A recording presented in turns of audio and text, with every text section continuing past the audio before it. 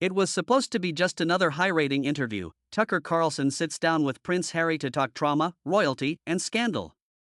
Instead, the conversation turns into a psychological boxing match, where every question is a jab and every answer is a provocation, until one unexpected twist flips victim and aggressor. By the time cameras stop rolling, the real scandal isn't what was said on air, but what both men are forced to see in each other. "Your Royal Highness, thank you for being here," Tucker says, voice smooth, almost bored, the way only a man used to live television can sound bored. "You've spoken about wanting privacy, distance from the press, yet here you are, on one of the most watched shows in America. Why?" Harry doesn't answer right away. You can hear it on the microphone, the small scrape of his shoe on the studio floor, the soft exhale through his nose. Then he says, "Because my PR team thought it'd be entertaining to see if you're as dangerous as everyone claims, or just overrated." There's a split second of silence. Not long enough to be dead air, but long enough for a producer to flinch. Tucker smiles. You can hear the smile and the slight lift of his tone. "Entertaining," he repeats. "Good. Let's try to keep it that way." He doesn't fire back. Not immediately. That's the first thing Harry underestimates. "The world watched you walk away from an institution people romanticize," Tucker continues. "They watched you say you wanted a quiet life. And then they watched you sign book deals, documentaries, podcasts. To people listening right now, it sounds like you ran from the spotlight, straight into another one.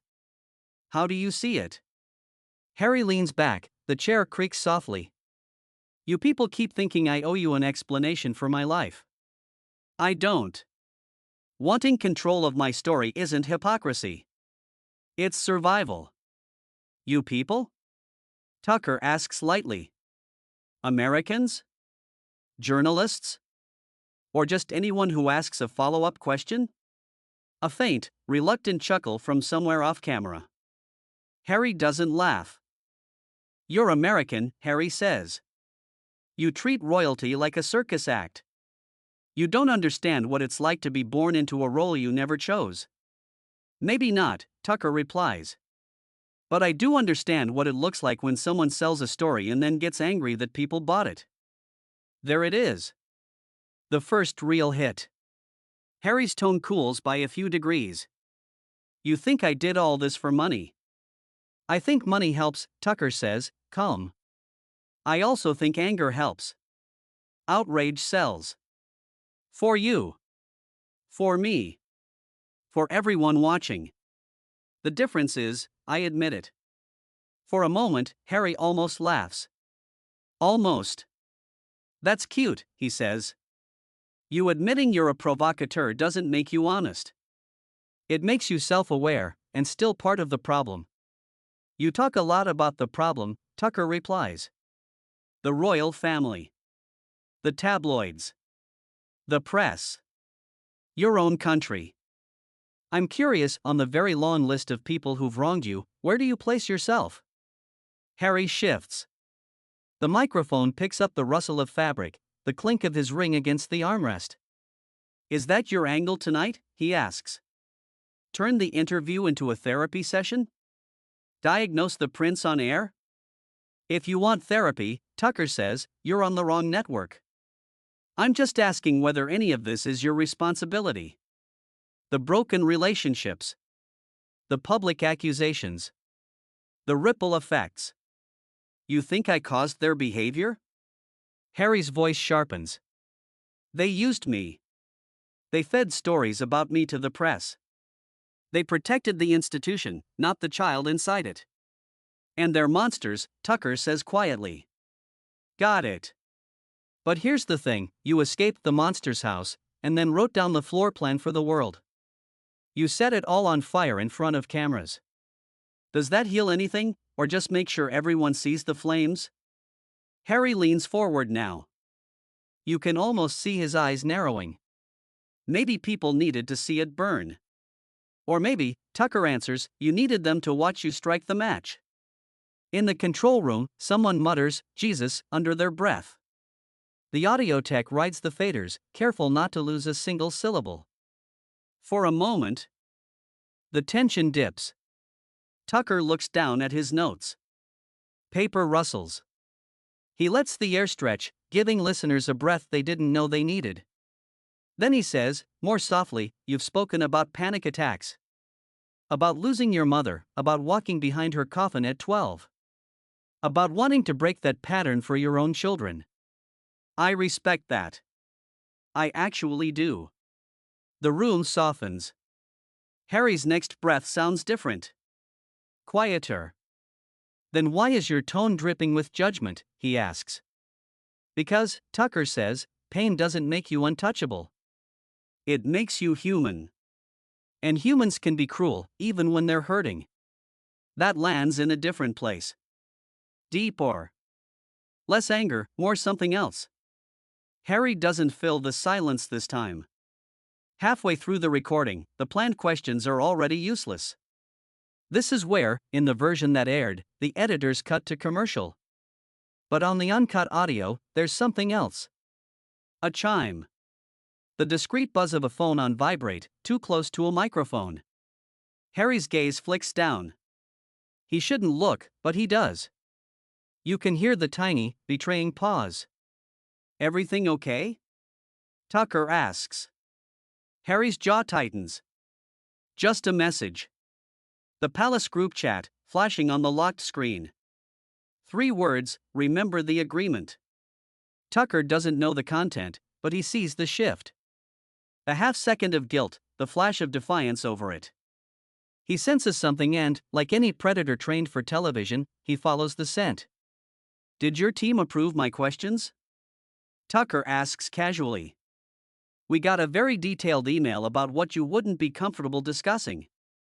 Harry laughs once, short, humorless. "What, surprise someone with my last name wants boundaries?" "Boundaries are saying no to an interview," Tucker answers. "Not trying to script it." There it is. The twist the PR team didn't plan for. Tucker has the email printed in front of him.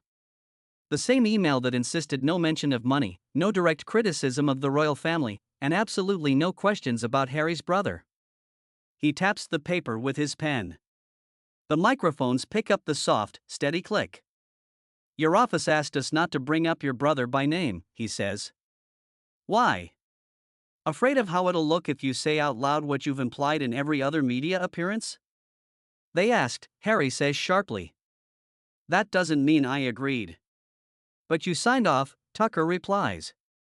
"Your assistant confirmed. The Duke is aligned with these boundaries." Their words. Not mine. In the booth, a producer whispers, "Is he really going there?" Another voice, "We're already there." Harry's tone drops. "You're reading private emails on air now?" "I'm reading instructions from your team about what I'm allowed to ask," Tucker says. Sounds less like a conversation and more like a hostage negotiation. Whose freedom are we talking about exactly? The air tightens. You can almost feel listeners leaning closer, one hand on the steering wheel, another wrapped too tightly around their coffee cup. "You think this is freedom for me?"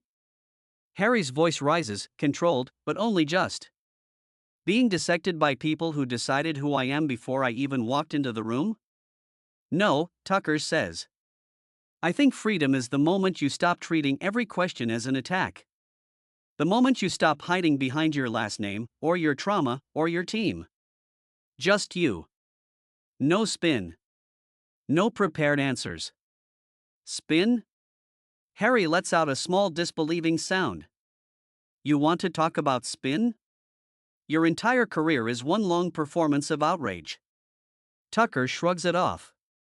"I'm not the one who branded myself as a wounded truth-teller and then tried to veto the truth." That hits closer than anything yet. Harry goes very quiet. Quiet in the way a person does before they either laugh or explode. He doesn't laugh. "You know what your problem is?" he says finally, voice low. "You think because you're calm, you're right. You sit there in your suit, with your notes, and you confuse composure with morality." "No," Tucker says. "I just know that shouting doesn't make you honest. It just makes you loud." Harry's hand hits the armrest. Not a slam, more a sharp, controlled thud. Enough for the mic to catch it. Enough for everyone to hear the crack in the mask. You invited me here to humiliate me, he says. Don't pretend this is about truth. This is about you getting a viral clip of the angry prince. And you walked in here, Tucker replies, convinced that no one had the right to challenge you. That's the scandal, Harry. Not the royals. Not the press. The part of you that thinks your pain is a shield against accountability. For a moment, the roles wobble. The hunted looks like the hunter, and the hunter looks tired. Tucker sighs, barely audible. Look, he says, softer, you could have come here and said, yes, I'm angry. Yes, I cashed in on my story. Yes, I'm trying to figure out who I am without a title on my uniform. People would have respected that. But you came in swinging at everyone but yourself. Harry's breath shudders once. Just once. You have no idea what it's like, he says. It's quieter. Younger. The edge of 12 years old in a grown man's voice. Maybe not, Tucker admits. But I know what it's like to be hated on sight. To have people who've never met you decide they know everything about you. Difference is, I chose this job. You didn't choose your birth. I get that. But you're choosing this moment. Right now. What you do with it. That's on you. For a fragile second, the room feels different. Less courtroom, more crossroads. This could be the turning point. Harry could inhale, exhale, and say something clean, unpolished, real. Instead, the phone buzzes again. He glances down. Just a flash of the lock screen. Another message from the same chat, stay on script. His jaw locks. When he looks up, the window is closed, and he knows it. So he does what cornered people do best, he attacks. You want something real, he says, voice hardening again. Fine. You're a parasite with better lighting. You talk about honesty while making millions convincing people to hate whoever you point at. Politicians. Immigrants. Now me. You don't care about truth. You care about control. Tucker takes it. Doesn't flinch. And you don't, he asks. You don't care about control? Harry laughs, a sharp, brittle sound. The difference is I had no control for 30+ years. Forgive me for wanting some now. Wanting control is human, Tucker says. Pretending you're the only one who deserves it, that's where it gets ugly. The last 5 minutes tighten into a fist. Let's wrap this, a producer whispers in Tucker's earpiece. He's not coming back from this.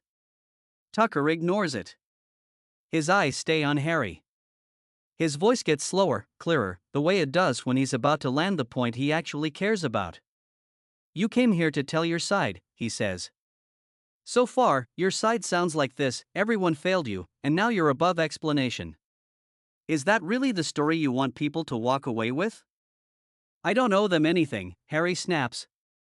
You're right, Tucker says. You don't. But you owe yourself something. A version of you that isn't built entirely out of what was done to you. Harry stares at him. For once, there's no quick answer. Only breathing. The small creak of the chair as he shifts, like he's trying to get comfortable inside skin that doesn't fit. Then he reaches up and peels off the microphone tape. The sound of it is unmistakable, the rip of adhesive from fabric, the soft feedback squeal as the mic comes loose. We're done, he says. Harry, a voice off camera starts, but he's already standing. Tucker doesn't move. That's your choice, he says. Just remember, walking away is still an answer. People will hear it that way. Harry hesitates, just long enough for the doubt to show. Then he mutters something under his breath, too low for the mic, too sharp for subtitles, and walks off. The door opens. Closes. The room exhales. Red light still on. Cameras still rolling. Tucker looks at it for a long, quiet second. Then he says, "We'll be right back," his usual sign-off tone almost, but not quite, intact. The aired version cut there. Clean. Professional. A neat little scandal, Prince storms out, host stays calm, everyone picks a side in the comments. The leaked version kept everything. The buzzing phone. The emails on the desk. The moments where both men almost dropped their roles and then snapped back into them like armor. When people finally heard the full audio, they argued about the same things: who was right, who was worse, who won. Some said Tucker exposed Harry. Some said Harry exposed the media. Most missed the quietest part. It sits there, in the 7 seconds after the door closes, when Tucker thinks no one will ever hear this version. He rubs his forehead and whispers, almost to himself, "We keep putting broken people in front of cameras and acting surprised when they bleed." The assistant in the editing bay heard that line. That's why the file didn't stay buried. Because in the end, that's the real scandal. Not the prince. Not the pundit.